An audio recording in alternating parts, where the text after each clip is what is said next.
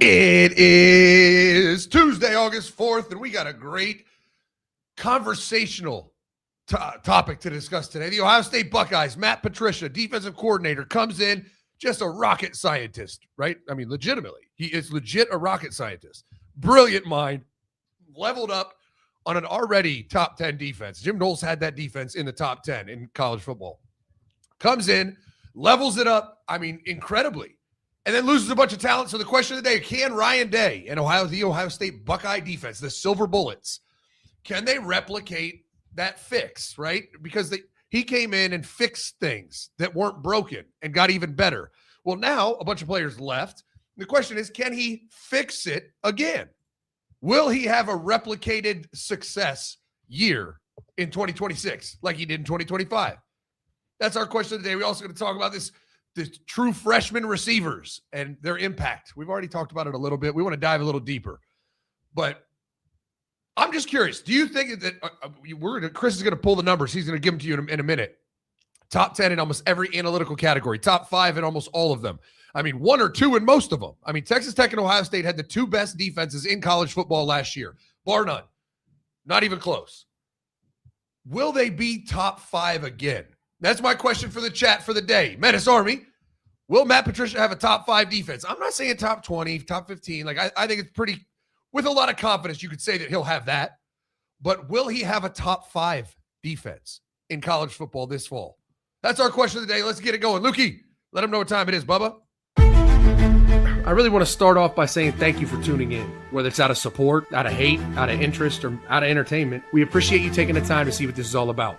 Here I am, a former college football coach that was in some historically monumental programs. I have no desire ever to get back into coaching. That gives me the greatest gift in the world, freedom to say anything.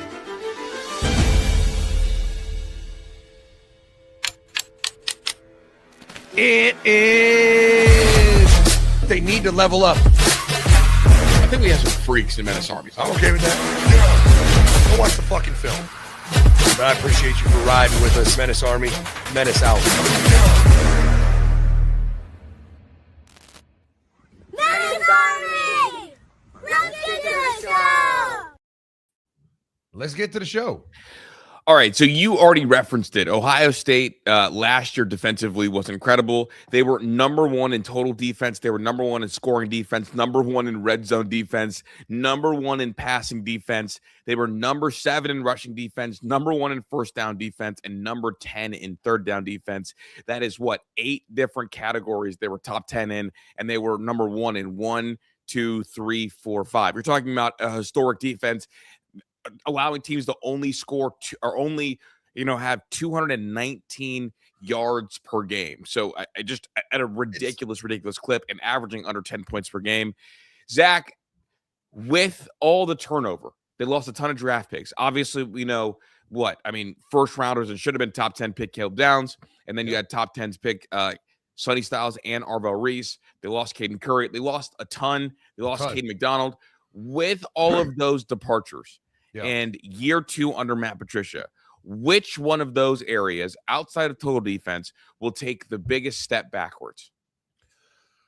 What area of defense or what position? Yeah, will it be the scoring defense that takes the biggest step backwards, the red zone defense, the passing defense, the first down defense, the rushing defense? Like, what area will we feel it the biggest? I think the biggest question mark. I'm not even going to say it's going to be a fallback or a decline, but the biggest question mark I have is going to be third down.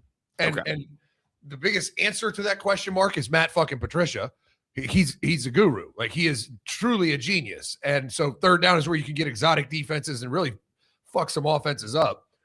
So I think I don't lack confidence that they'll be good on third down, but just in a world where who is brushing the passer? I mean, you lost Arvell Reese, you lost Sonny Styles, you lost Caleb Downs. Those were probably the 3 best pass rushers on that defense last year. Mm-hmm. And Yada Jackson's back, but he was just decent. He was good. He wasn't elite or great. I mean, you lost Caleb Downs on blitzes, Arvell either lined up at the end or on blitzes, and Sonny on blitzes. Like, those are 3 top 15 picks that all 3 were effective on third down. Now, so I that's the one area where I'm going to be interested to see. And a lot of third down success comes from first and second down success, right? Like, if teams are in more 3rd and 8s and 3rd and 9s, they're less likely to convert just naturally, percentage-wise, than they are 3rd and 4s. So 1st and 2nd down success leads to 3rd down success, but I think that's probably my biggest one is what does the pass rush look like? Last year, what was it that made this defense super special? Because, in 2019, when Ohio State had a ridiculous defense, number 1 in the country, it was like, okay, like we have Chase Young, we have Jeff Okudah. Like those two were like big cogs. And the big one being like Chase Young being the best defensive player in the sport. This last year team, they didn't really have like a premier pass rusher. They did have a group of 2 premier linebackers, but was it the linebackers or was it Caleb Downs that kind of set that defense in a historic, or was it the combination of those 2 with Patricia? Yeah, I mean, I think it's a combination of those 2 with Patricia for Okay. sure. It's all parts aren't necessarily equally important or impactful, but all parts matter. So I think it's if you go position by position, like, and that's where I look at it, right? Because through football, there's different situations where different position groups are more important than others, right? But overall, they're all pretty important, right? Like if you talk about the run game, well, the corners don't really matter in the run game. You talk about the throw game, linebackers can matter, but most of the time they're the least important people when it comes to shutting down a throw game. And so I just go position by position. Like, will this D-line be better than last year? And if you don't count Arvell Reese as a rush defensive end, I know that's what he's going to do in New York, but I think this D-line group, Caden McDonald was phenomenal. I mean, he was the best nose guard in college football, in my opinion. Kind of the heartbeat of things last year. Absolutely. But the defensive ends were average, right? I mean, if you take Arvell Reese and you call him what he was, which is a linebacker, like Caden Curry was good. He wasn't elite. Kenyatta Jackson was good. He wasn't elite. And so whatever it is, 5th year Kenyatta Jackson will be an improvement on 4th year Kenyatta Jackson. And the question is going to be, who's that other defensive end? And can they be a Caden Curry who is productive? Right. And then in the interior, I don't think you're going to have a Caden McDonald, but damn, seeing that picture of James Smith might change my opinion. Fucker's huge. But I think the combination of John Walker, bringing in John Walker and James Smith, Edric Houston and Will Smith Jr., that gives you 4 that rotationally, that's a deep, solid group. And so I think the defensive line has a chance to be better than it was last year. To be an elite defense, like top 5 defense, I think you have to have at least like one elite unit. If you're looking at the Ohio State defense, what unit do you have the most faith in to be elite? Because for me, I know we lost Caleb Downs and Davis and Igbenogson, both who are fantastic a year ago. For me, that's the room that I feel most confident being like, okay, like they're going to be elite this year. Am I off? Yeah. No, it's the secondary, without a doubt. I mean, you're talking about Jermaine Matthews, who was already really good in what is going to be his senior year, his curtain call. Like, this is his money year. Like, he's got to go. You're going to have Devin Sanchez, who looked good and flashed as a true freshman last year. And naturally, true freshmen have a natural, sizable leap going into their 2nd year most of the time, unless you paint your nails and you carry around a stuffed animal like Ryan fucking Williams. Like, usually there's a significant level up because you have some experience now. You go into the offseason as you're now kind of a vet. You're weathered. You have scars and you know what it is. And so Devin Sanchez, I think, has a chance to be a breakout player. I'm talking like all-American type of player. And then you look at the safety position, Jalen McClain, I thought did a hell of a job stepping in and making you not forget, but just like he filled the Lathan Ransom role really well. No, he was the most underrated safety in America a year ago. I mean, Lathan Ransom was phenomenal in the national championship year. And when he left, it's like, damn, I don't think people realize how good he was and him being gone, how big that's going to be. I know Caleb Downs is back, but who's going to fill that role? Jalen McClain stepped in and balled. I mean, he balled out. So I'm fired up about him. And if you talk to anybody in the Woody, it just happened this past weekend. Talk to somebody in the Woody and ask them what they think of Earl Little Jr. Everyone in that building thinks he is a stud, like superstar. So you're not going to be able to replace Caleb Downs, but I think Earl Little Jr. will do a hell of a job trying. And then Jalen McClain being a year better, I think there's a chance your safety position is at least as good as it was a year ago, like comprehensively. I think that, I don't want to disrespect Caleb Downs at all. I think he was ridiculous last year. I think this year's safety position, we could get more highlights and more turnovers because I think a lot of times last year, teams did not want to test anywhere near where Caleb Downs was. And so, like, sometimes you would go, like a quarter and a half without feeling his presence. I feel like this year, Earl Little Jr. is going to get tested a little bit more. I also think Jalen McClain's going to get tested a little bit more. I think we're going to give up more big plays we gave up a year ago, but there's also going to be more like thunderous highlights. There's going to be more huge hits, and I think like more interceptions from the secondary group. Because last year, like Caleb Downs is the first safety I've ever seen to get treated like a fucking corner. Yeah. Right? Yeah. Like it got treated like, okay, if Caleb Downs is over there, avoid it at all costs. If Caleb Downs is down in the box, we're running away from him. Like he got treated so differently and still had a huge impact. I think this year teams could try to test the secondary a little bit more, which is going to make them feel even better because I think they are going to have more big turnovers. But also, like the one thing about Caleb Downs is he was able to come up and make a play near the line of scrimmage. And also, we never gave up any big plays. Like he was always there to clean up a mess. Always. And that's where, you bring up a good point because last year, Ohio State was 10th in the Big Ten in creating turnovers. They only had 15 turnovers. And just for perspective, Indiana, who finished first in the Big Ten, obtained 30 turnovers. So double the amount of turnovers. Well, here we go, Zach. Like their best secondary player was who? D'Angelo Ponce. Now, D'Angelo Ponce was a great college corner, but because of the size, because of the perceived talent gap, people weren't afraid to go after D'Angelo Ponce, right? Like he was, I think he was a JMU kid, came to Indiana, and I believe he's 5'9", like real thin, and teams repeatedly tried to test him. I mean, we saw it, right? Oregon in the semifinal game. What did they go do? First play. We're going to go D'Angelo Ponce's way because we are not scared of him. And there were games like against Ohio State, we attacked D'Angelo Ponce and boatloads of yards from Jeremiah Smith.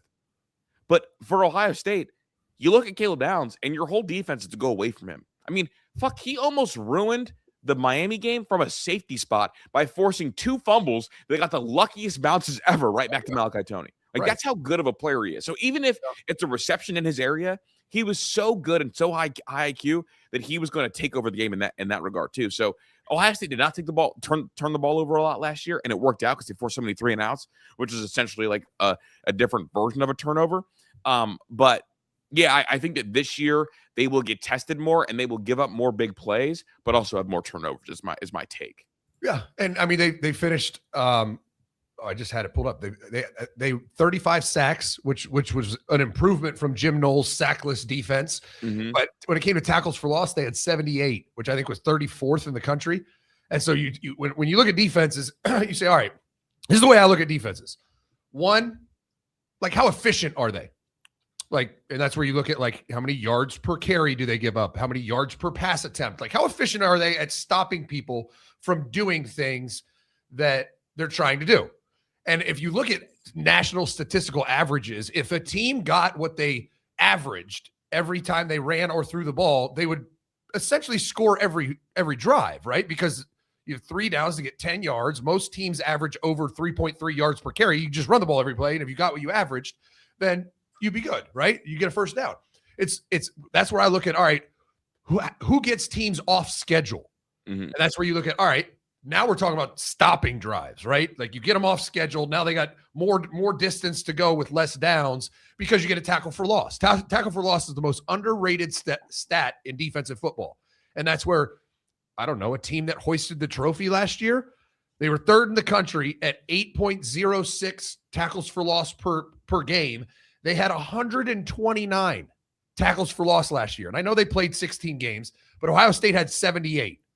And so as good as they were last year, which they were top 5 defense, they might have been the number 1 or 2. Texas Tech, them, Indiana, Oklahoma. Those are probably the top 4 defenses in college football last year. If can they get better in that world? Like they were 10th in creating turnovers, 34th in the country, and that was in the 10th in the Big Ten, 34th in the country at getting teams off schedule, getting tackles for loss. So as good as they were, it feels like that's a decent area where they could improve. Also, like those areas give you like improving on those areas give you more margin for error, I guess. I think they're going to have more tackles for loss. I think they're also going to have more interceptions because they're not going to be able to be the Stonewall they were a year ago, right? Yeah. Like you almost have to take some risk to hit some home runs because last year it was like everyone was just like 1 yard punt. Because last year, they had Sonny Styles and Arvo Reese were cleaning up absolutely everything. Kay McDonald in the middle was making sure no one had any kind of interior run game. And Caleb Downs cleaned up like any mistake on the back end. So to beat Ohio State, you had to string together these long 8, 9, 10, 11 play drives. And teams are not going to do that because they were so disciplined and kind of played you straight up. This year, without that talent, they're not going to be able to play you as straight up.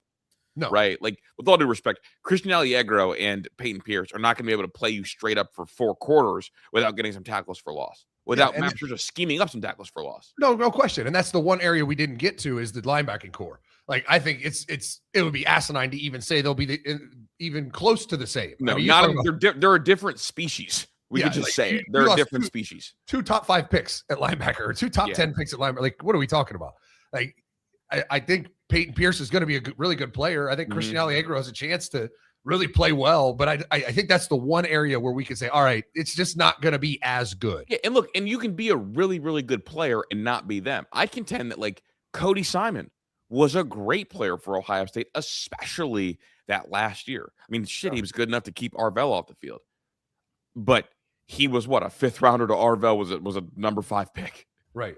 Like, we're just different worlds. But again, I'll let you talk linebackers real quick. I didn't mean to steal your thunder. No, yeah, it's kind of a question mark, right? Christian Allegro, we broke him down on Bourbon and Ball. I think he's a really talented, long, athletic, but he's not going to be Arvell. He's not going to be Sonny.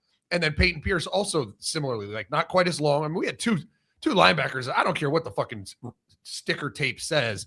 Those fuckers were 6'6". I mean, they were huge, and just their wingspan and then you add in the athleticism and explosive nature that they played the game and violence. Like, it's going to be somewhat of a regression at linebacker.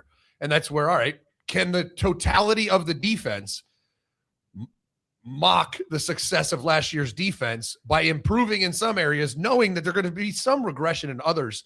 And that's where that kind of feast or famine that you're talking about, going, trying to go after sacks and TFLs and ball disruption, creating turnovers. That's where they can elevate to maybe still be a top 5 defense in college football.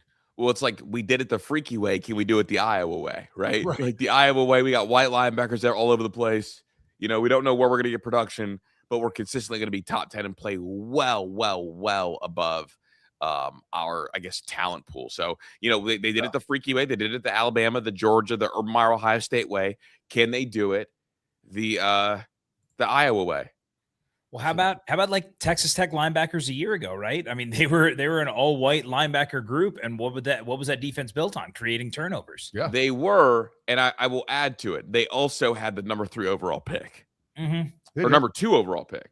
What was David Bailey? He went 2. Yeah, he was 2. Yeah, like we're talking, like he was like. Now I hated on David Bailey last year because I thought it was ridiculous. People saying that he should be drafted ahead of Arvell, which he was. Fuck the Jets. Actually, thank you, Jets. But he was a monster, and then the other kid, Romello Height, was also a monster. Like, they had 2 guys that were double digits. Like, they had 2 guys that were sack experts on the edge there. Yeah, there's no doubt. Yeah.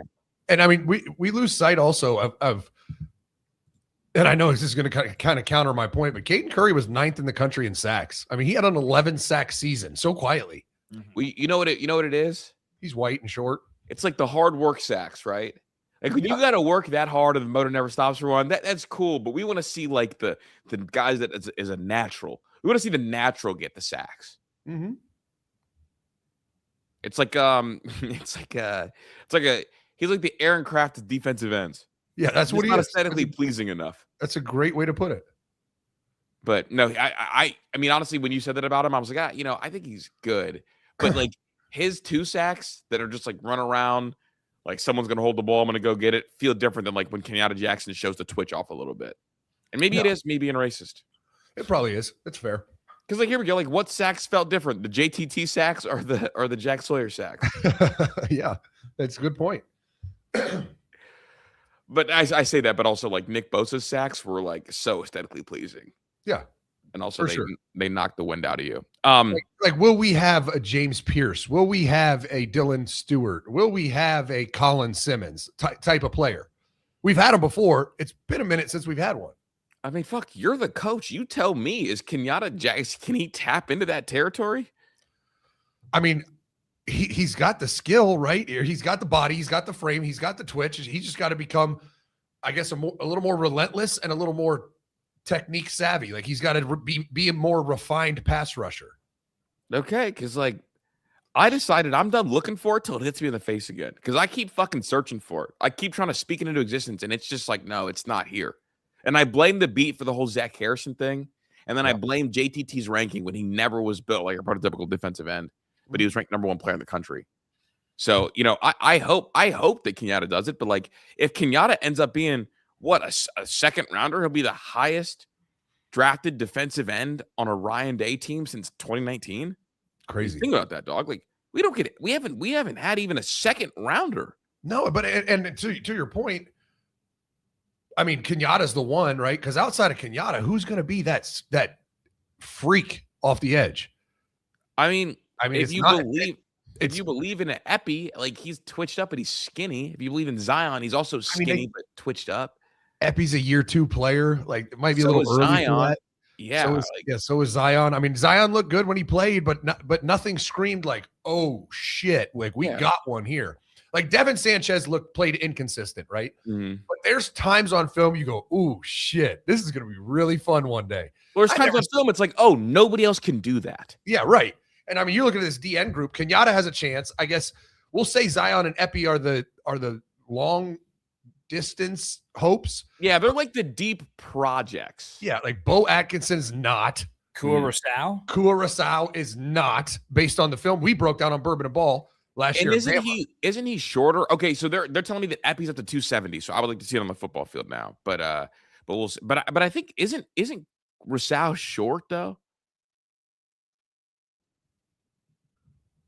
Are you there? Right? Yeah, I didn't hear what you said. Oh, I said, isn't Rasau shorter? Yeah, he's 6'2". Okay, yeah. So like defensive end, prototypical defensive end, he's not that. No. And then that's pretty much it. You got the Kerry Wilder kid that's going to be a true freshman. You don't expect him to have some dynamic impact in his first year. That's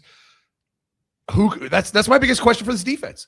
Who is going to rush the passer? And Kenyatta's got to be a fucking stud. Mm-hmm. But if he is, you need another one, or else he's just going to get the Chase Young treatment and just get chipped and doubled and slid to, and he's never going to be able to truly feast because you need more than just one. Yeah, but you also need him to be one anyway, just because like you almost have to bank on him being one, and then it's like, all right, search for the other. Like, he's a year 5 guy with that frame and that skill set and that athleticism. There's no excuse for him not to be a top 10 defensive end in the country. Yeah, I mean, there's really not. Like year 5 guy at that size came out of South Florida as a speed guy was what you talked about, the overgrown receiver build. Like, there's no reason for you not to be that. No. I mean, that's what they need him to be, right? So, I want to move ahead a little bit. I have a trivia question for you both, unless you have anything more on the defense. So, no, it's good. There are 5 players in Big Ten history that have won Offensive Player of the Year multiple times. Can you name me all 5? Braxton? Yes. JT? No. Oh. Braxton. Justin Fields? Yep. Yes. CJ Stroud? Yes. All right, that's 3. Drew Brees? Drew Brees, yes. And there's one more. Give me an era. Era? Modern era. Like we're not throwing it way back. Is it a QB? No. Oh, okay. Oh, Jonathan Taylor? No, but you're warmer. Melvin Gordon. No, but you guys are both warm. Like it's a running back. Right. I from figured Wisconsin that's or no? The warmness. No, not from Wisconsin. I would have been like hot. All right. Yeah. I don't know who. Saquon Barkley. Oh, there you go. Oh shit. Okay, yeah. Right. I don't know what era that's modern era, right? Yeah. Oh yeah. Like I guess. All right, Zach. When you say what era, how do you define eras? I go Urban Ryan era. It's like my sweeping era for college football. Yeah, I think eras are decades. Decades right? is normally what I would. That's the easiest way to do it. I mean, personally, I think coach. I think per coach, like the Urban Meyer era of Ohio State and the Ryan Day era, like that's how I view teams. But if you're just talking about the landscape, I'd go decades: the 2000s, 2010s, 2020s. Okay. Yeah. So next time you ask for era, I'll go 2010s. Mm-hmm. I'll just say that out loud. A quick recruiting note. Ohio State is one of their top targets quarterback wise. Christopher Vargas is committing on August 8th. So that's right around the corner. He's 6'5", 205, and the number one quarterback in 2028. He's the one that got the crystal balls to Ohio State. And if he does commit, he'll join Jet Harrison. Yeah, that's big.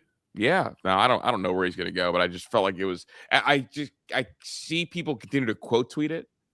Like Buckeye. Well, they got what? Ohio State and Oregon are his top two, huh? Yeah. That would suck if we lost to Oregon.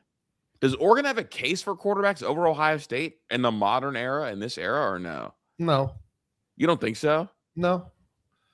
I mean, Dylan Gabriel. Bo Nix, Dylan Gabriel, Dante Moore is kind of gross. That's kind of a gross last. Yeah, I mean, Ohio State's had a little bit of a fall off, but you had Dwayne Haskins, Justin Fields, CJ Stroud. Well, I was just going back to when Dan Lanning took over. Yeah, but I mean, those are all on Ryan Day's resume. Yeah, no, 100%. Shout out to Oregon though. Maybe a quarterback destination hub. But he'd be joining Jet Harrison is like just a ridiculous start to the class. All right, I want to talk about the Ohio State trio receivers. Okay, so when we talk about what's his name? Legend Bay. When we talk about Legend Bay, what position do you want me to lump him in with positionally wise? I mean, I think he's meeting with Lachlan, right? He's playing running back. So I think he has to be viewed as a running back, although he's undersized and more of a hybrid. Okay. That's what people ask me all the time, because in Urban's offense, we had those hybrid guys. And it's like, what position was he? I'm like, I don't know. What fucking coach did he meet with? Like, that's how I view it. Like, Curtis Samuel played running back his freshman year because he met with the running backs. And then after that, he came to my room and he played receiver because he met with me every day. So he's getting coached by the receiver coach. So I think we have to view him as a running back until they tell us otherwise. Okay, how do you split that up, like practice-wise? What do you mean? Is it like, does he spend all his time with the running back during practice? Or like when you had Curtis Samuel, did you like split him up between, like send him, hey, go work on inside drill with them and then come back during red zone? Or is it not that complicated? I mean, to be fair, and I don't know Legend Bay. I obviously know Curtis Samuel very well. He's a high intelligence kid. Like, Curtis Samuel was fucking smart. Okay. So once he got a year under his belt learning running back and he came to receiver, he didn't need to go back to running back.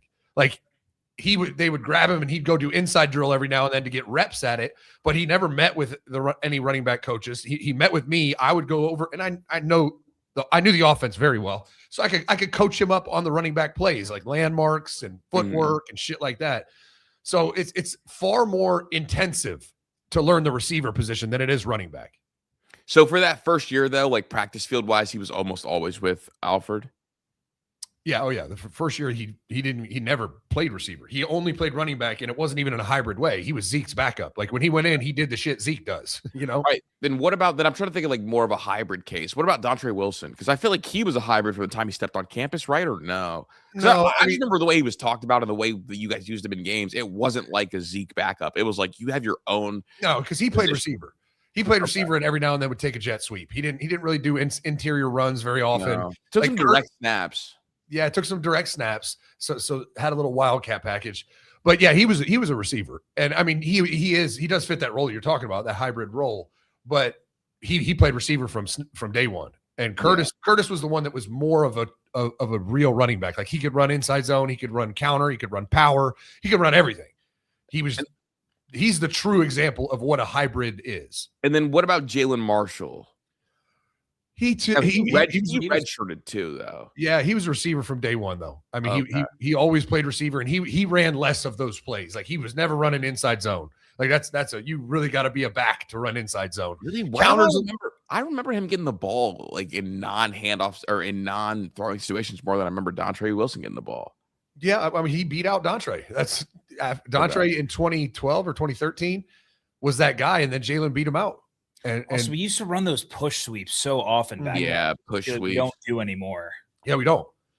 We used. I mean, my players back then would like laugh that you said we used to run it more. Like, we did it every fucking play. Like, even if it wasn't a push sweep, we faked a push sweep and handed the ball off. Yeah. It was like, and it was like a track meet. They would be fucking exhausted after practice just from running sideways all fucking day long. Is that why we don't run those anymore? Because guys get exhausted. I mean, probably. I would love to see Legend Bay on a jet sweep. That feels like you talk about fucking just pissing me off. It was Ed Warner. Because he put together the run game, and every play he's like, "Oh, let's do a fake push sweep to kind of soften the defense." I'm like, every fucking play? You need one on every play. How about you block them better and just fucking run the ball? Dude, I'll never forget, like in 2006 when we ran those reverses, Pat, you remember that? Yeah. Like with Ted Ginn, and like this was like before the blue and yellow lines were like consistent. And so they would do these fucking Ted Ginn Jr. like sweeps, and I wouldn't know as a kid if he crossed the line of scrimmage or not, because like he just running side to side for forever. You could have lost 5 yards or gained 10. It was impossible. Yeah, and I was cheering because like there was no blue line, Jack, so he would take it. You didn't know how many yards he got. Like, what the fuck? Anyway, this group of three, who's gonna have the earliest impact? Who's gonna have the biggest impact, and who are you most excited to see? And we're lumping Legend Bay in with Chris Henry Jr. and Brock Boyd, I assume. Yeah, I want earliest impact, biggest overall impact, and who are you most excited to see? Well, I think Chris Henry Jr. is going to start. I really feel. Whoa, like is that breaking? Is that a new take from you, or have you had that and just haven't said it on the show before? Yeah, I don't know that I've said it. I've always kind of felt that way, and I didn't think he would when they brought in 2 transfers, and then when I watched the transfers film, I was like, "Ooh, wait a minute, maybe he will." Okay, I think he's going to start. I think he's not going to be a Jeremiah Smith, but he's going to be a starter contributor. Like, I think he'll have the biggest impact and the earliest impact. Earliest impact. Okay. I think Brock Boyd is going to play, and I think that'll gradually be more and more over time. And I don't know why. Probably just because he's a white kid. Why I feel that way, because he had the same or better reviews from Chris Henry all throughout spring. But I also am looking at, all right, who's he beating out? Like, will he just flat out beat out Brandon Ennis? Like, I think that's probably what should happen, but I think this is going to be like a Curtis Grant, Raekwon McMillan situation where like they're both going to play. They're going to split time. And you know what? Brock Boyd might be a little bit better, but Brandon Ennis has earned the right, and he does his job. He's a tough kid, captain, like Iron Buckeye, all that shit. And so it's going to be tough to unseat him just because of the intangible values that he has. And then Legend Bay, I think, is going to be a trinket that probably is a little overhyped right now. And we might see, a handful of plays this year from him, but I don't think it's going to be that significant. I want to ask one question before we get to commercial break. If Brock Boyd gave you this season, would you say this was good, bad, or honestly, could you see this season for Brock Boyd? 30 catches, 400 yards, and 5 touchdowns. Could you see that in year one of the Brock Boyd experience? Yeah, I think that's fair. I think we could see that. I think by the end of the year, him being a full-on rotational guy, he could have around 400 yards. That was the Garrett Wilson freshman year. And I think I'm ready to call this kid White Wilson. I think that's where I'm going. Keep in mind, Ohio State's third leading receiver had about 400 yards last year and only had 2 touchdowns, and that was Max Clare. Max Clare, yeah. So they only had 2 receivers clear that, and that's the obvious 2, Carnell and Jeremiah. So again, 400 yards. I don't know. Feels attainable. But if he does that, honestly, if he does that, that'd make him the 3rd receiver. And you think that Chris Henry's going to be the receiver 3 or receiver 2? Oh, yeah. So that's going to be receiver 3. Yeah, it would make him receiver 3. Yeah, so it'd be him or Brandon Ennis. Okay, my bad. Yeah. I did not mean that's what it is, right? Brandon Ennis was 4th on the team last year. He had 271 yards receiving and 3 touchdowns. So now you got to split time. So it might be lofty to get 405, but I think it's possible. Yeah, I think the 5 for Garrett Wilson came on like the after the catch stuff. I like Max Clare. He was giving you nothing after the catch. No, wherever I caught it, that's down. 2-hand touch me right here. Spot the ball. All right, dude. Let's get a commercial break. I gotta go yell at my siblings. They're out there fighting right now. So that's never good. That's never good. We got a bunch more to discuss. Don't go anywhere. And while you're here, hit that subscribe button, hit that like button. We'll be right back after this. Are you sick of paying all these damn subscriptions just to watch a movie, just to watch a show, or God help us, just to watch a game? Get rid of them all. All you got to do is go to menacesports.com, go to our shop, because we got 2 different boxes, and you get everything for free. You can cancel Netflix, Paramount Plus. What the hell is a Peacock? Cancel it all. Bye-bye, Netflix. Once you buy the box, you get it all for free. Every show, every game, every movie ever made. We just watched Toy Story 5 on it this weekend. It's incredible.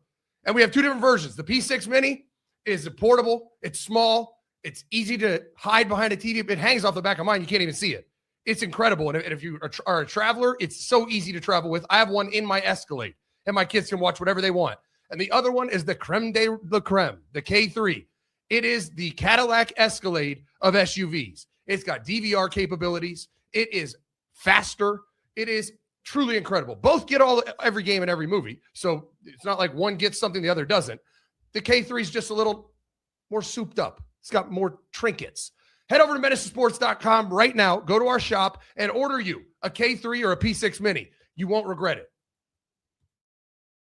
You will not. Football season, man. You can buy 3 boxes right now for 3 TVs in your house, and by the end of the year, you'll save money by just not paying for all the NFL ways you need to pay for football. Like fucking the Prime Video. What all is there, Pat? I mean, Prime, YouTube. They're probably gonna have Peacock games this year. I mean, and then NFL Red Zone. Yeah, Red Zone. All those. They're definitely gonna put one on the cock. Yeah. Always. And I've still signed up for like 2 years ago when they did that shit. All right, dude. The coaches poll is out. And Ohio State is number 1 in the coaches poll for the first time since 2015. It goes Ohio State, Oregon, Georgia, Texas, Notre Dame. That's your top 5. Indiana, Miami, A&M, Oklahoma, Ole Miss. That is your top 10. That is the brand new coaches poll. Now, I know you say that SIDs just fill this out or whoever does, but for the first one, are they filling this one out or should I not look into it at all? I mean, one, you know my feelings on this. One, I do. The coaches don't vote. The SIDs do. Like the sports information directors fill it out, set it on the coach's desk. They look at it, glance it over, make sure it's not stupid, and they're going to get like called out publicly, and they sign off on it. That's it. 2, I don't know why in the world we think that Ryan Day has any fucking clue how good Georgia's going to be this year. He's not watched them, studied them. He doesn't even know their players' names. He probably doesn't even know their quarterback's name. Like why we think, because coaches have expertise in something, why we think they spend time studying this and voting on it is insane. That's the problem we have. We have an AP poll, a bunch of fucking babbling retards that don't know football, that pay attention to everything, give their opinion, and then a bunch of geniuses, brilliant coaches that do know football, but don't pay attention because they're busy coaching. And it's the most ridiculous thing there ever was. I think we need to condense the AP poll into a couple national media members that have proven they have the knowledge in the game of football, like Urban Meyer, Nick Saban. Like, give me like 5 guys. Brady Quinn, I think, is a good one. Like, give me like 5 guys to vote that actually know football and actually study these teams. I mean, I'll submit a vote. Give me a vote. Honestly, I'll vote too.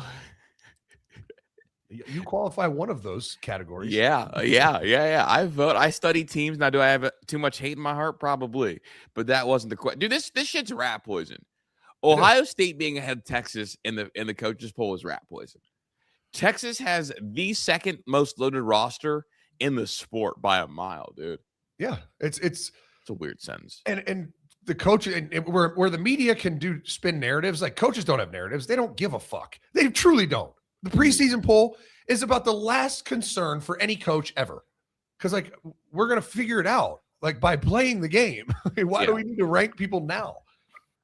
I wouldn't say it's rat poison just because Ohio State is the favorite to win the Natty right now. You're right. That's fair, but that's the Texas money is the though. favorite to win that game, right? I hate it though. No, I want Texas to be number 1 so I can, or number 1 or number 2 so I can manufacture a top 2 win for Ohio State. Yeah, and that's part of the reason. And that's what I'm saying. If it was the media, you'd be like, oh, the media just wants to be able to say Texas beat the number 1 team in the country. Yeah, but also like I'm looking at this like this top 4, and it's like, damn, like I'm looking at this. Is the Texas hype manufactured entirely? Because why are they 4th on the coaches poll? Because like everywhere you go, it's Texas, Texas, Texas. Well, I think that's because coaches don't like Steve Sarkisian. They all the fucking whining and complaining and crying. I think when coaches look at it, they're like, no, fuck that guy. He's a little baby back bitch. I mean, they're not really wrong. No, exactly. The most head scratching thing on here, and you got to tell me if I'm missing something. Ole Miss at 10. Like People really think Ole Miss is going to sustain that success that Lane Kiffin had, huh? Well, you know what it is, Zach? If not them, then who? Yeah. I mean, Like, Bama, I do this LSU? when I rank teams, there's a huge drop off between 9 and everybody else. I mean, I have a bigger issue with A&M at 8. Yeah. I think teams that I would absolutely have above Ole Miss are Alabama and LSU. LSU just went out and spent $40 million on a roster and took your coach that had success and was the reason Ole Miss is even considered in the top 10. Like So LSU is my number 10 team in the country, and Yeah. USC is my number 9 team in the country. you know who else I think is going to be a better football team? Michigan. Oh, okay. They have Michigan at 16. Yeah. Is that who you think is the lowest? So I guess I'll read off the rest of the top 10, top 25. Alabama's at 11. Texas Tech is at 12. Good job, Pat. LSU's at 13. USC's at 14. BYU's at 15. You have Michigan at 16. Penn State 17. Tennessee 18. Washington 19. SMU 20. Utah 21. Iowa 22. Clemson 23. Houston 24. And then what the fuck did you do to get there? Missouri at 25. Always. They have to be in that. They're always right there. Yeah. 23 to 25. Missouri's always going to be there. Year in, year out. They could lose 12 games. They'll be 0-12, sitting at 24. Like, it's just it's a staple. But, man, talk about a fall off of Dabo and Clemson. Preseason 23rd in the country. Woo. Yeah. And I think that's high. I in my ranking, I have Oklahoma State ahead of them. This is the most love I've seen for Washington in any of these preseason polls. And it's still not enough. Washington is better than Tennessee. Nobody wants to say it out loud. You know how many wins that Tennessee had over teams with winning records a year ago, Pat? None. They didn't beat a single team with a winning record a year ago, and their quarterback position got worse, and they're a year further away from the Alex Golesh Tennessee years. They're moving in the wrong direction. They should not be there. Washington is better than them. I agree. Penn State and Michigan are better than them. SMU is better than them. Iowa's better than them. They have a case to be ahead of Clemson and Missouri, and maybe Houston. Yeah, they're better than Houston, but just slightly. Do you know what Clemson's win total is this year? Is it 7.5? 7.5. Whoa. Yeah. You talk about a fall off. Like, this is like the 11-1 Dabo Sweeney, right? Like, national championship coach. 7.5 win total. What's their? See, I do my homework, Zach. I said I think, but I knew. I mean, I got their schedule pulled up. There's got to be 8 wins on here. Let's play the game. Can we get Clemson to 8 wins? All right, Chris, you tell me who wins. You give me the outcome. Well, I'm studied on Clemson, and I hate them. So that's okay. So I want to know your opinion. All right. Game 1, neutral site, LSU. Loss. Georgia Southern. Win.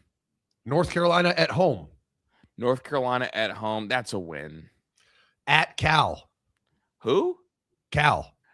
This is my early, we have something here. I actually like Cal to beat them. It's at Cal, right? Yeah, time travel theory. Yeah, well, and here we go. JKS is going to finish the year as a top 10 quarterback in the sport. Yeah. I like Cal to beat them at Cal. I would have to agree. All right, Miami. Miami blows their doors off. Charleston Southern. Okay, Charleston Southern wins. So they have 3 wins right now. 2 of them are against teams with Southern in their name. Really good. Virginia Tech at home. That's a win for them, but it's a close contested one. But you think Clemson wins? Yeah. All right. At Florida State. That is a win. At Syracuse. That's a win. Okay, so we're at 7. You're at 6. 6. Georgia Tech at home. I think that's a loss. Homer removed. We can give that as a swing game and revisit it, but I think that is a loss. I don't think Clemson's D-line is near what it supposedly once was. I think they're going to get run all over. All right. Then at Mensalis Duke. They beat Duke. So 7 wins. It all comes down to the rivalry with Shane Beamer at the end of the year, South Carolina, to get 8 wins. And I would probably pick South Carolina, but they could beat Tech in there. Clemson, but I don't think they beat both Tech game. schools. They don't beat both Tech schools. They split them. Is my thought. And then, because I feel like the Cal game, the Virginia Tech, both Tech games, the Cal game and the South Carolina, those 4 could go either way. And I think that is what will determine whether they're 6 wins or 8 wins. Yeah, exactly. Well, and here we go. And not to be like the super negative guy, Zach, we've seen them ruin 5-star quarterback after 5-star quarterback. Yeah. And this is going to sound insane, but since Deshaun Watson, maybe since Taj Bortz, or since Christian, is it Christian Bryant? What's the name of the one quarterback? Oh, Kelly Bryant. Deshaun Watson? Kelly Bryant. Since Kelly Bryant, this is their least talented quarterback that they've had. Viz. So I'm looking at it, it's like, damn, like they ruined a bunch of 5 stars, and those 5 stars became middle of the pack quarterbacks. What are they going to do with someone who's less talented than all of them? So I think they could have a horrible quarterback position. Vizina is their starting quarterback. This is the first time I didn't know who it was because they've always landed a 5-star that you hear about in recruiting. This is the first time they're going to have a guy, and this kid was the 10th ranked quarterback in the country. This is the Dante Moore, Nico, Arch Manning, Malachi Nelson, Jackson Arnold. Yeah, Jaden Rashada, all those quarterbacks. He's 10th, right? One spot in front of the West Dakota Heisman. Yep. And I don't think Viz is that good. And if you hear Dabo talk about him, it's not very fucking inspiring. Well, and I know this. Does it matter? Because they took 5-star after 5-star and turned them into dog shit. So what are they going to do with this? But it's like, what happens when it's all right, you turn the gold into fucking horrible, but at least it's serviceable. What happens when it's not even gold? It could be below serviceable. This could be the quarterback depths of hell for them. But, I mean, to be fair, it'll be interesting to see what Dabo can do because he brings back Chad Morris as the offensive coordinator, who was the coordinator back when Taj Boyd was the quarterback. He brought in Tom Allen to run the defense. Like, it feels like he's went away from him being the kryptonite. You know what I mean? Like his decision-making, hiring coaches being his kryptonite. And he went out and got some legitimate coaches. I agree. But you know who else he showed the door for no fucking good reason because he wanted a scapegoat? He showed Garrett Riley the door. Oh, yeah. Garrett Riley got there, was supposed to be the next hot up-and-coming coach. He was not allowed to run his offense at all. Said we run the Dabo Sweeney Clemson offense. Mm-hmm. And then they paid his buyout, told him to hit the road, dog. And he's a good fucking coordinator. Now he's at Missouri, and maybe that's the best thing about Missouri. But also, why doesn't he just go fucking coach? I was just going to say, what the fuck? Does Lincoln hate him or something? They have to have a contentious relationship. Because, like, the one thing is, like, what does Lincoln not want to do? Give up play calling duties. Why don't you just, I don't want to give him up to your fucking brother, right? I don't know, dude. It feels like there's got to be something there. He's never worked for him, never worked with him. And I mean, the only question I have is he that good? Garrett Riley? Yeah. I think he's I think he's of the Cliff Kingsbury cloth of like probably a really good quarterback coach, probably a good OC in his system, but when he leaves, things don't translate. So I think he's good. I know he's better than what Dabo had going on. Yeah, I mean, I think he definitely is better than Clemson showed. But I mean, we're really basing it off of one season at TCU. Like, is he really that guy? That's fair. And for his brother not to hire him, I mean, he got shown the door at Clemson as the OC, and all he could land was the quarterback job at Missouri. Like, damn, like you can't make him an analyst for a year at USC and then slide him in somewhere. Yeah, I think his value got killed over there at Clemson. But I mean, you're right. And honestly, it's actually fucked. I'm doing the thing in my head, like, because they never worked for each other. Like, is he actually his brother? Because I like connect people family wise in my head all the time. Right. But we're way past commercial, dude. Yeah, we are. I mean, Lincoln Riley just hired a coach 7 days ago. Oh, no, he hired him in February, but he just hired someone this offseason. Why not his brother? He was jobless. Okay, so if your brother gets hired, if you hire your brother, does that count as like a Nepo hire? Could be, but fucking who cares? I'm just asking. I don't know. Like, would we consider that a Nepo hire? Yeah, but it happens all the time. It does. It does. Some guys try to avoid it, though. Not really. Well, they pretend to avoid it. Unless there's beef, there might be beef. All right, let's get a quick commercial. We'll be right back after this. You guys have been listening to me forever about it, and it's a biohack is what it is. I'm talking about peptides. And if you aren't sold on trying them yet, I don't know what else to tell you. They are incredible. From retatrutide for fat loss, BPC 157 for healing, CJC 1295 for human growth hormone, and the newest one I'm adding is NAD+. NAD+ literally turns the food you eat into cellular energy and repairs damaged DNA. NAD+ transfers electrons in the mitochondria acting as a shuttle to power virtually all bodily functions. And it activates enzymes that fix genetic damage and protect cells against stress. It also signals cells. It is, I don't know what it's an energy peptide. I'm talking about you will be the highest level of energy you've ever had if you add NAD plus to your routine. Whatever you want to do, just ask AI. Say, here's what I want to do. What peptides are best for me? And we got them all at menacetofitness.co. Go over to menacetofitness.co and start your journey. It's truly unbelievable what it's done for my body, for Justine's body. It is incredible. And if you haven't checked it out yet, you will eventually. I'm just trying to encourage you to start now. It's never too late. We have the best products on the market at the least expensive prices. You can't beat it. Go to menacetofitness.co right now. There you go. There you have it. Hey, like the video real quick. I just got my AI bot told me that 3 straight days we've been declining in likes. So let's set a record. Hit that like button for me. Bingo. Our guy Adam King took a video of the turf, dude, and I didn't realize how fucked up last year's turf was until I saw this video of what the turf's supposed to look like. You want to go ahead and play this for me, Pat? Yeah, it's sweet.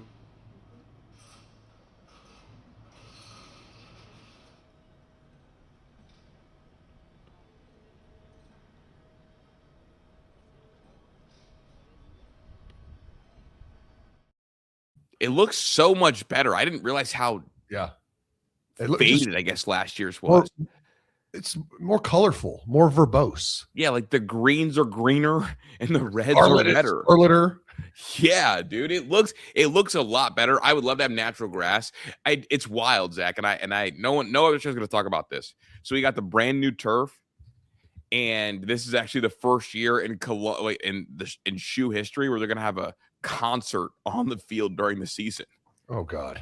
Oh yeah, 21 Pilots, right? Yeah, 21 Pilots is playing at the Horseshoe. It's the same week as the Indiana game, and it's like, damn, I almost wish that they were playing on like putting that big stage on the old turf, right?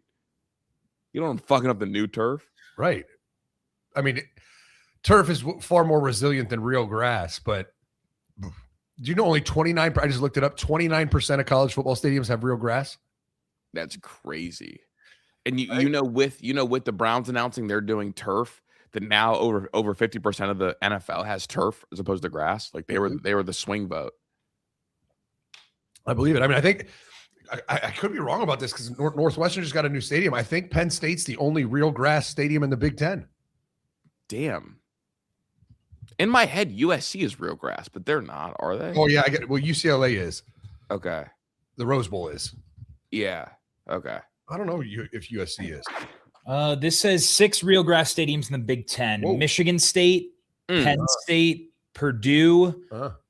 This has Northwestern, but you just said that's probably false. Well, I just don't know what it is because they built that new stadium. I don't know if it's turf or grass. I don't know either. According to this might be outdated, but so Michigan State, Penn State, Purdue, Northwestern, UCLA, and USC are the 6 real grass stadiums in the Big Ten.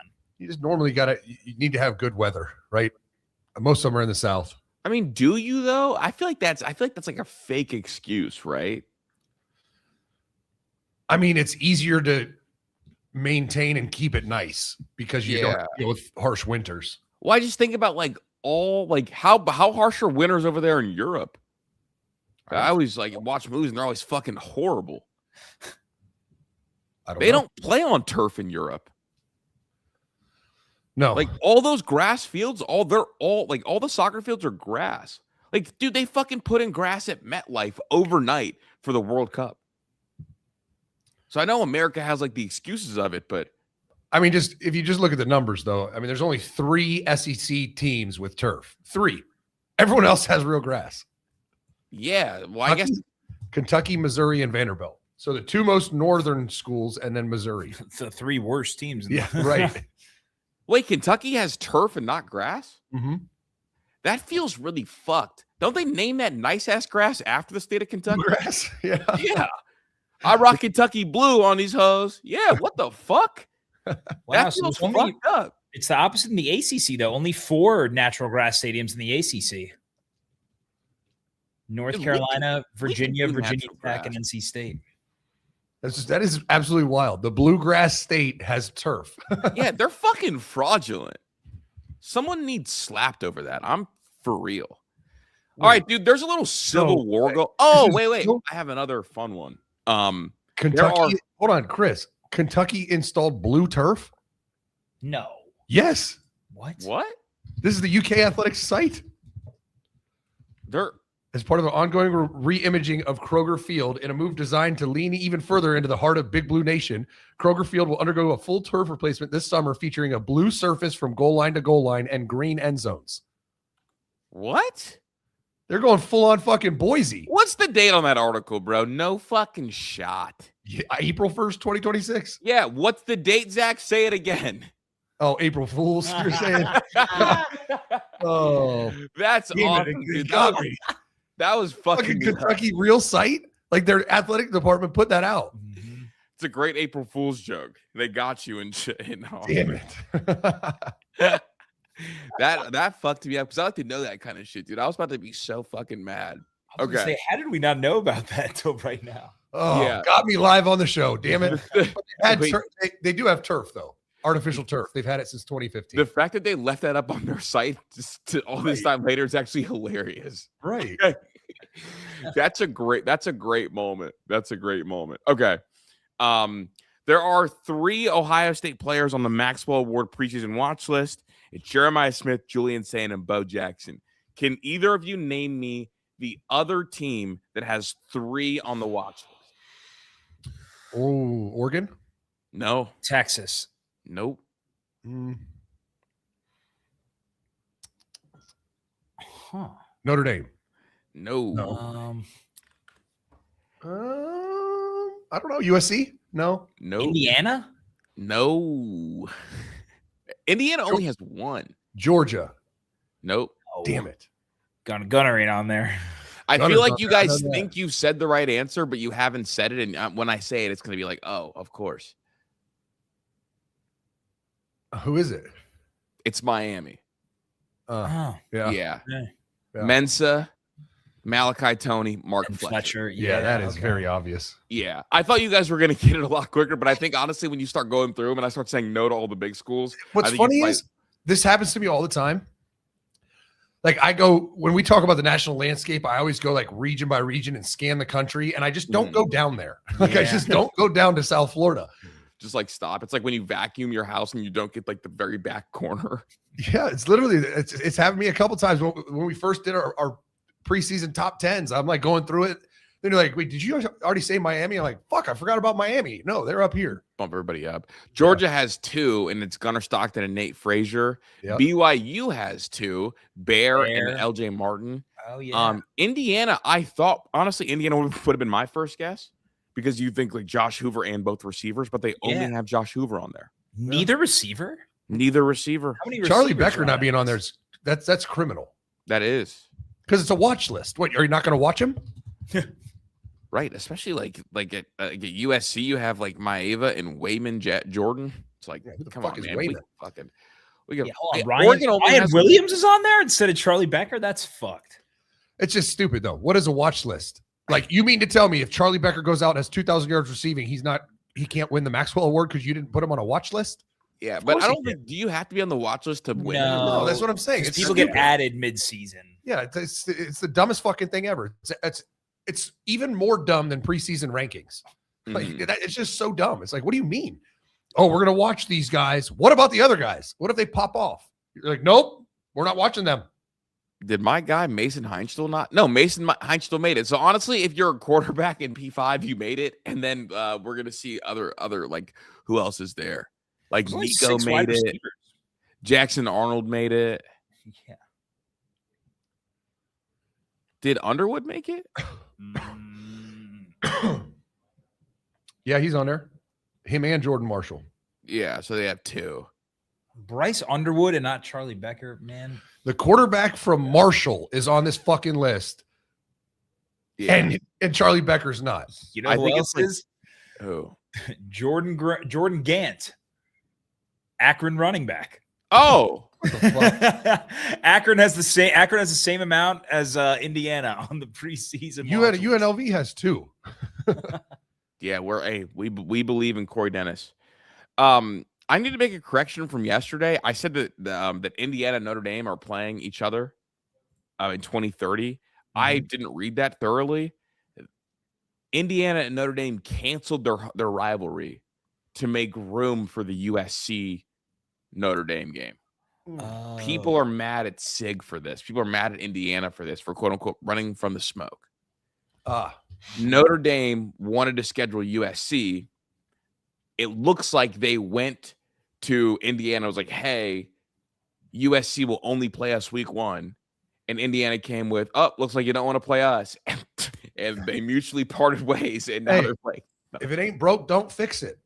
Play 3 shitty teams. Go through conference play. Go to the playoffs and win a natty. Sig's like, why would I do anything different?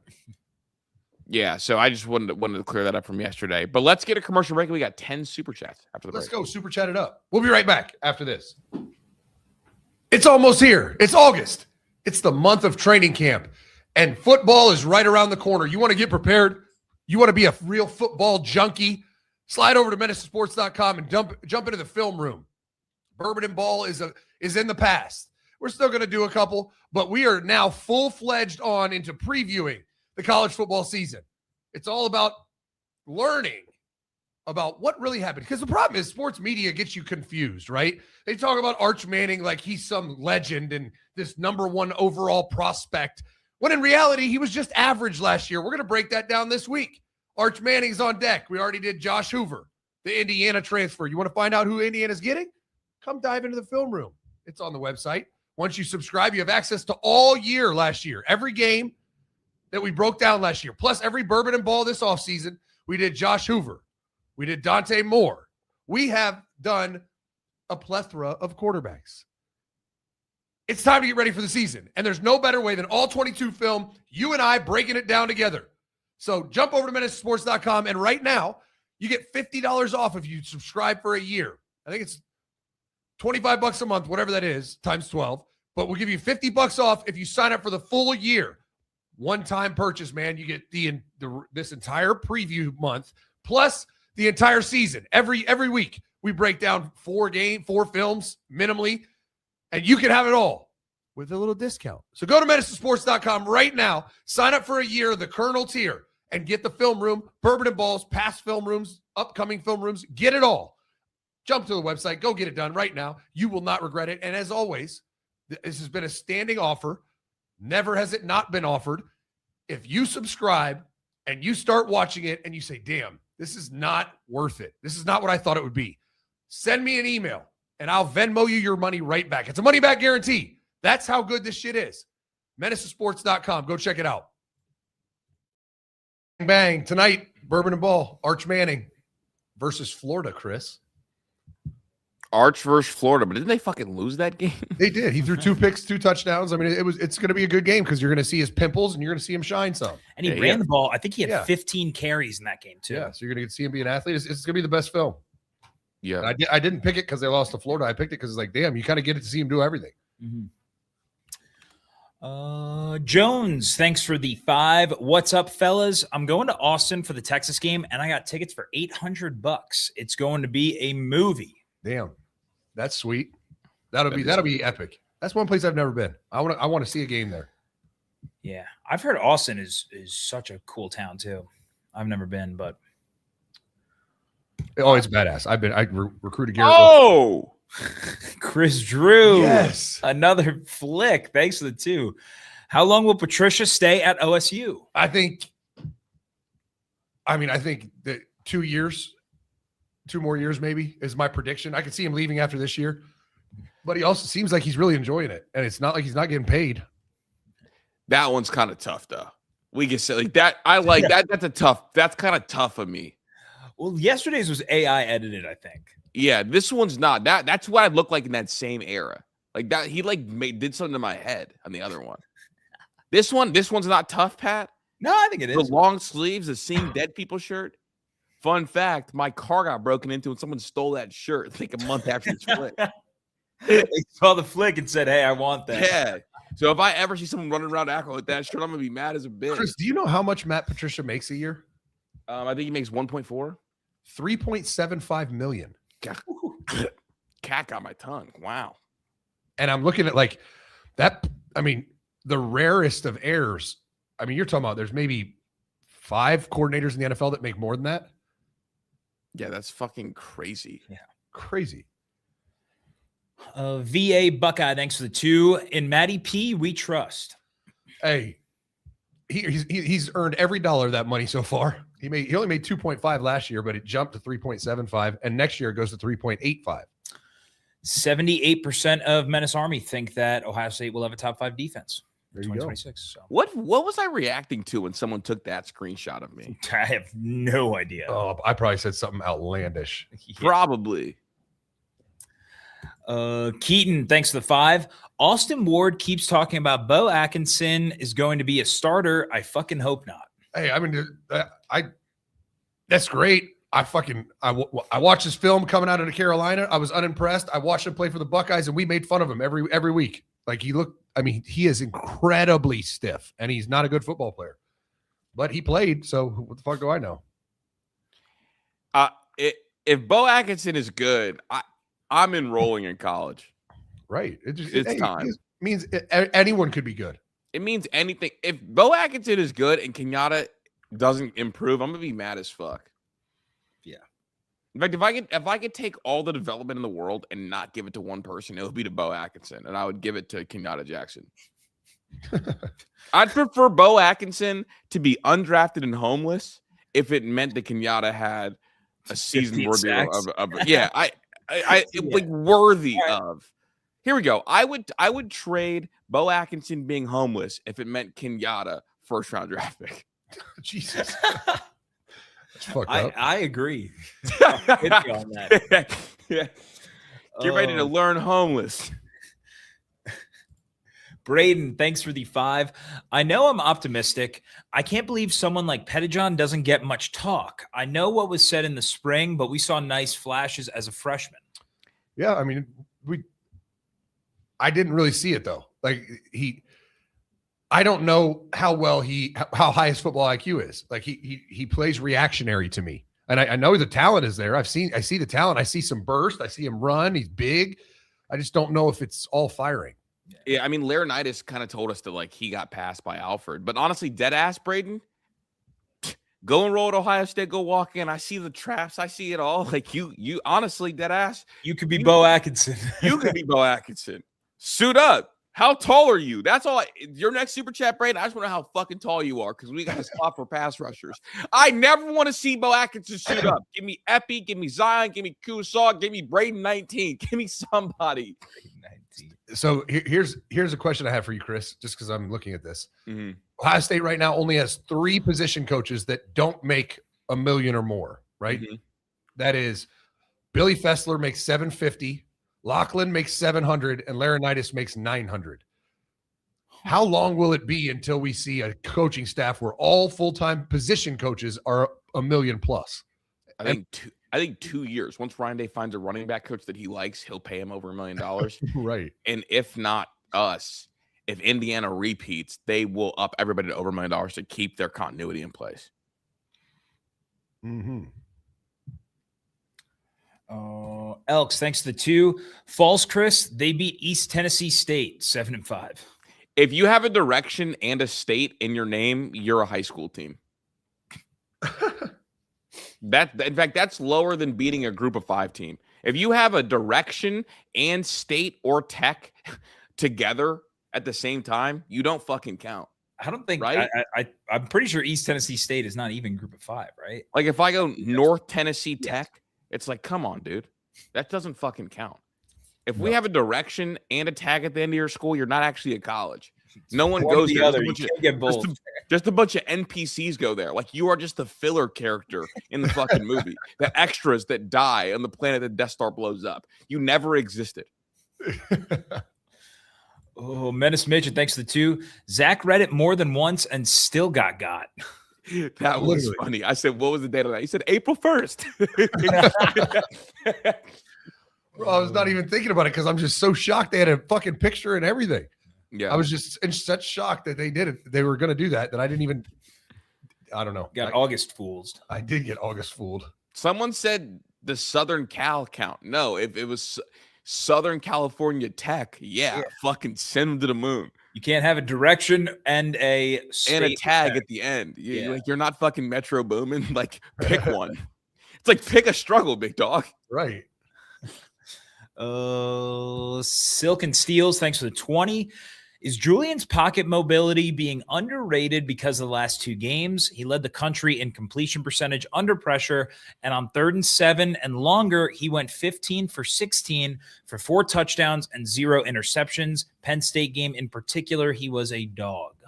I'll let you go. Yeah, I would also, yes, I think it's maybe slightly underrated, but I also, like, what team did he play that had a great pass rush? You're right. My Penn State is going to be the one. My bigger point is, like, under pressure when something's open, he's really good.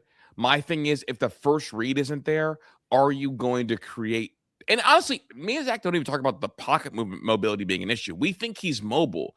We think he also paralyzes and freezes and pulls his head down, because what this doesn't include is sacks. Yeah. I mean, I'm looking. So here's, like, Big Ten teams. Like, Miami obviously is the number 1 pass rush. Indiana's high. Iowa's high. They didn't play.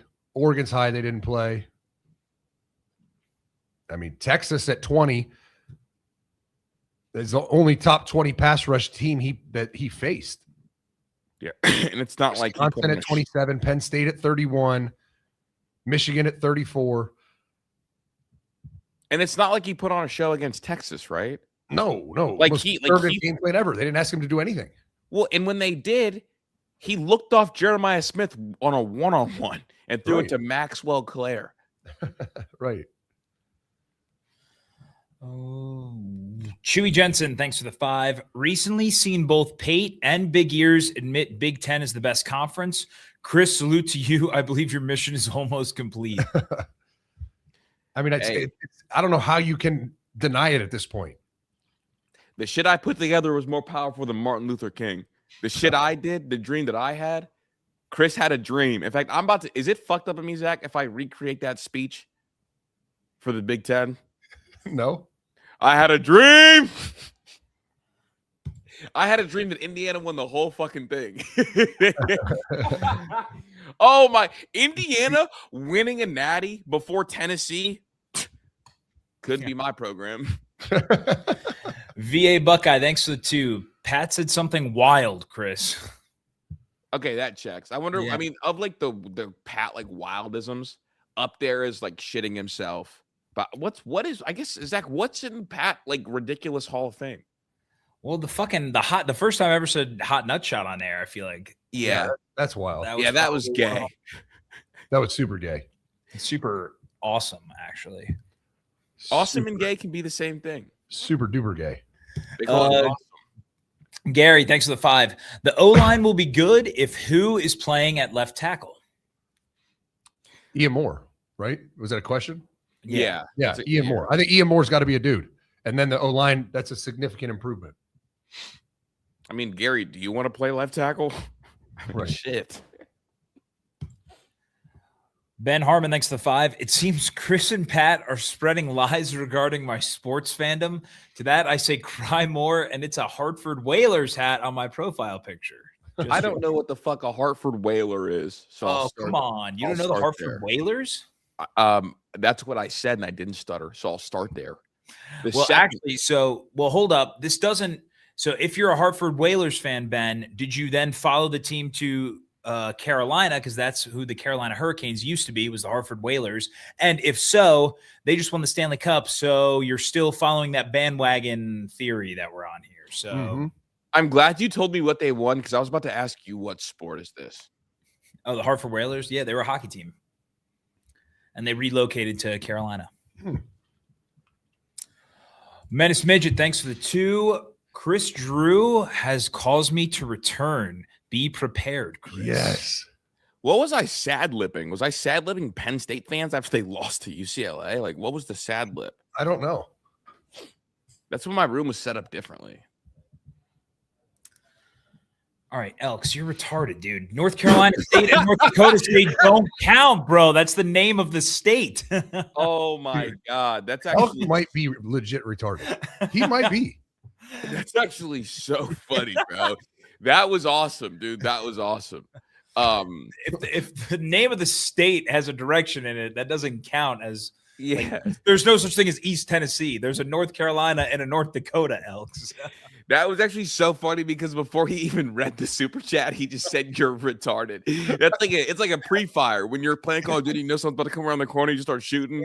Yeah, dog. It's like come on, it's like a West Ohio Tech. Yeah, that's a made-up team. it's pretty easy to follow, I think. Dude, Yeah. dude, he said Non-retards. you're retarded. VA Buckeye, thanks for the 5. Chris saw Washington make it to the NFC Championship before New York made the playoffs again.